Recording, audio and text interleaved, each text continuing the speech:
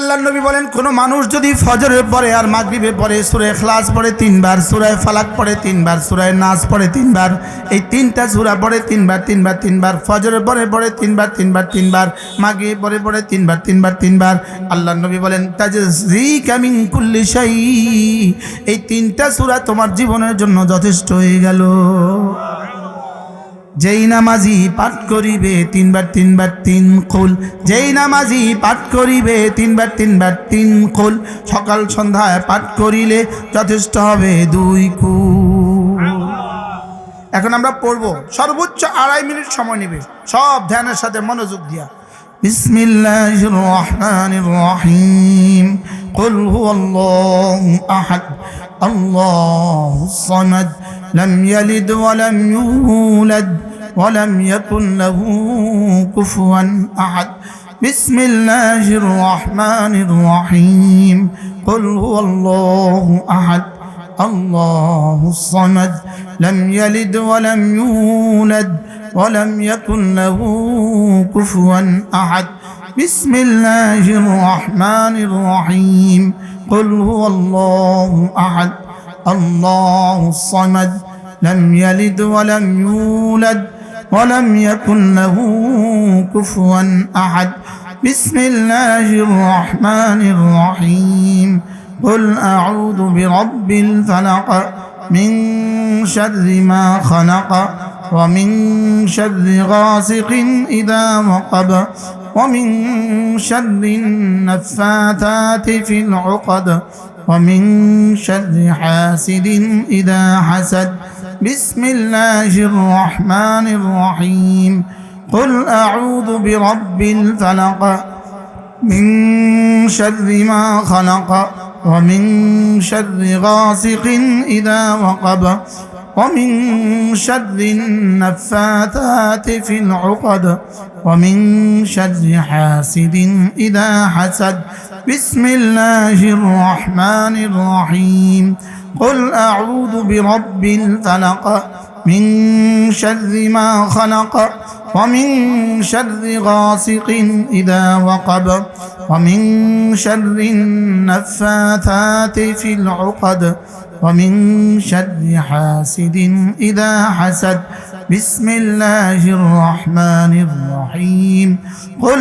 أعوذ برب الناس ملك الناس إله الناس من شر الوسواس الخناس الذي يوسوس في صدور الناس من الجنة والناس بسم الله الرحمن الرحيم قل أعوذ برب الناس ملك الناس إله الناس من شر الوسواس الخناس الذي يوسوس في صدور الناس من الجنة والناس بسم الله الرحمن الرحيم قل أعوذ برب الناس ملك الناس إله الناس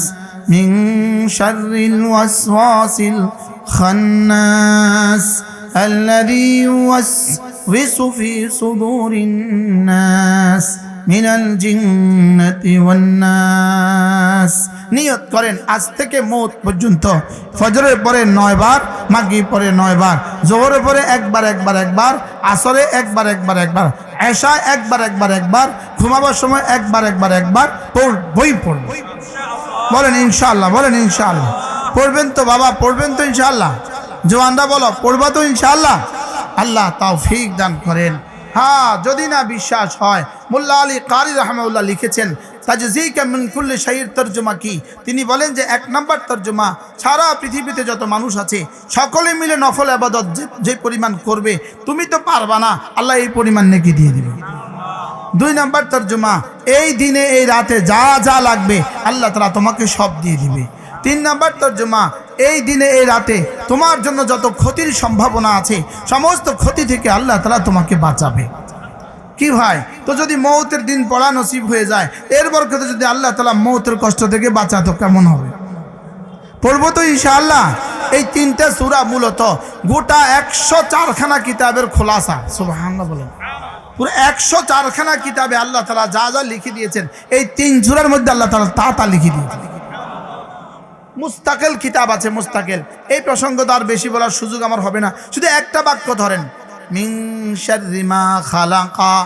আল্লাহ আপনি যা যা বানিয়েছেন, যা যা কিছু আপনি বানিয়েছেন, যত কিছু আপনি উপরে বানিয়েছেন, যত কিছু নিচে বানিয়েছেন, যত কিছু জমিনে বানিয়েছেন, যত কিছু আকাশে বানিয়েছেন, আপনি আগুন বানিয়েছেন, আপনি মাটি বানিয়েছেন, আপনি পানি বানিয়েছেন, আপনি বাতাস বানিয়েছেন, যত কিছুর মধ্যে যত ক্ষতি রেখে দিয়েছেন, মিন শাররি মা খালাকা, যে ক্ষতিগুলো আমি জানি সেগুলো থেকেও আমাকে বাঁচান, যেগুলো আমি জানি না সেগুলো থেকেও বাঁচান, যেগুলো সমস্ত মানুষ মিলে জানে সেগুলো থেকে বাঁচান, সব মানুষ মিলে যেগুলো জানে না সেগুলো থেকেও বাঁচান, ফেরেশতারা যেগুলো জানে সেগুলো থেকেও বাঁচান, ফেরেশতারাও যেগুলো জানে না সেগুলো থেকেও বাঁচান।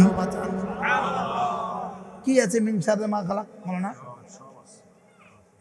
হ্যাঁ হ্যাঁ, কি কি আছে তাবিজের মধ্যে?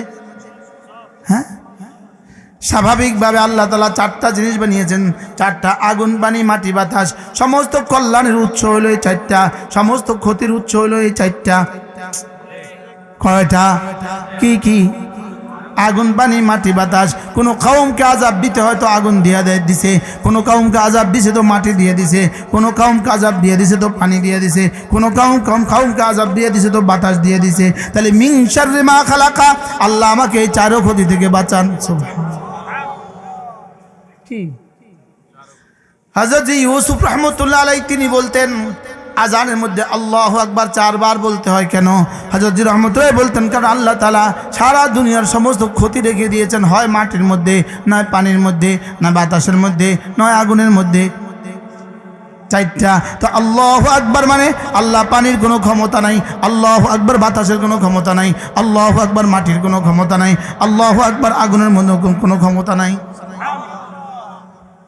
কে বলতেন এটা? হযরত ইউসুফ রাহমাতুল্লাহ আলাইহি। সুবহানাল্লাহ বলে।